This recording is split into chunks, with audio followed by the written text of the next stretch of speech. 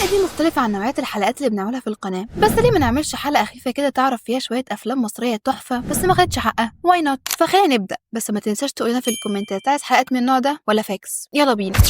أول فيلم هنتكلم عنه هو فيلم الأصليين من إخراج مروان حامد وتأليف أحمد مراد، الثنائي اللي دايما بيعملوا حاجة مفيش فيها ولا غلطة زي الفيل الأزرق اللي كلنا بنحبه. الفيلم من بطولة ماجد الكدواني وخالد الصاوي ومنة شلبي. الفيلم قصته باختصار إن البطل سمير اللي هو ماجد الكدواني بيشتغل في بنك، عايش حياة روتينية، متجوز وعنده عيال، بيحاول يحافظ على شغله بأي طريقة. فجأة وبدون أي مقدمات بيصحى يلاقي حياته اتشقلبت واترفد من الشغل ومش لاقي شغل في بنك تاني. وفي وسط ما هو مسحول في موضوع الشغل بيلاقي إن حد بعت له موبايل فيه حاجات متصورة ليه، محدش يعرف يصورها إلا لو حد بيراقبه. فهنا يبدأ يشك في الموضوع لحد ما يوافق على العرض اللي اتقدم له الأصليين، وهو إنه يشتغل معاهم في مراقبة الناس. وبتدور الأحداث وبيكتشف إنهم منظمة سرية اسمها بهية ورئيسها أبو رشدي أباظة اللي هو خالد الصاوي. وفكرة الفيلم إنها بتناقش الحرية، وهل إحنا فعلا تحت سيطرة مؤسسات كبيرة هي اللي بتحكم فينا؟